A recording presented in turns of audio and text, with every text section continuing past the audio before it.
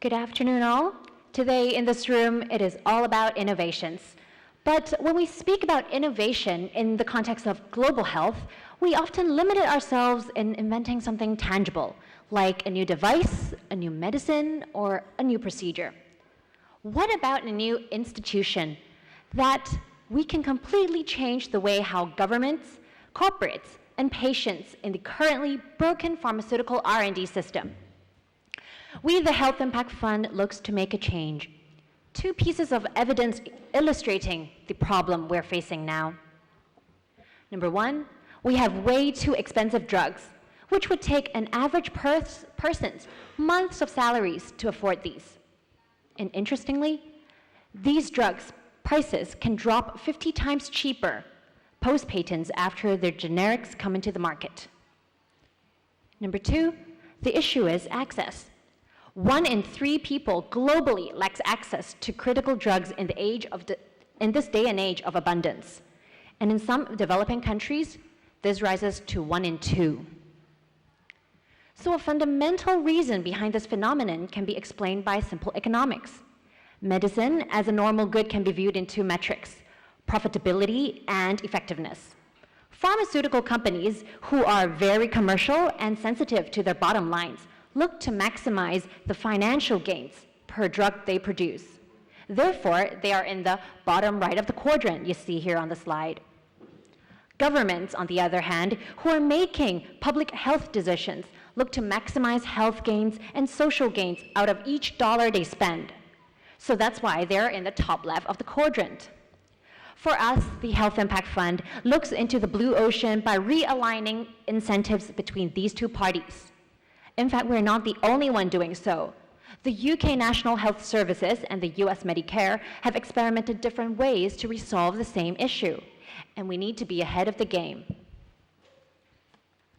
So how does Health Impact Fund really works? We have 3 components here.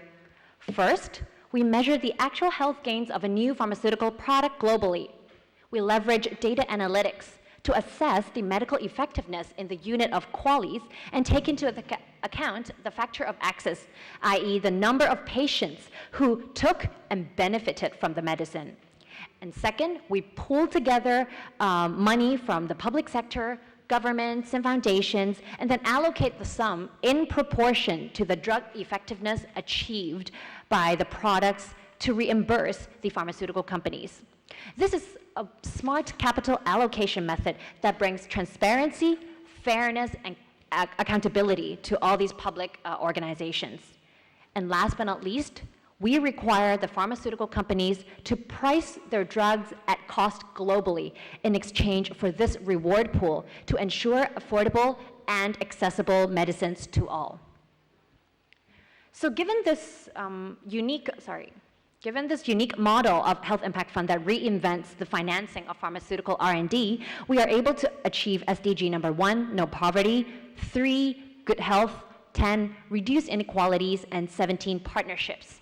We incorporate financial sustainability and scalability into global health while ending the neglect of diseases of the poor and alleviating the last mile problem.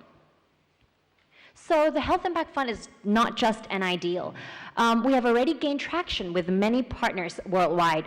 We have a pilot program against tuberculosis in Mumbai, India, endorsement from German and Indian government, partnership with the Institute of Health Metrics and Evaluation as our technical advisor of the measurement framework, agreement with pharmaceutical companies like J&J, Gilead, and GSK to put their drugs on our platform. And more encouragingly, this year, we're selected by the United Nations high-level panel of access to medicine and helped contribute to their report. And now we're looking to expand our operations in China against hepatitis C. So behind all this, I just want to quickly introduce my team of 3 dedicated individuals who share the same goal towards global health.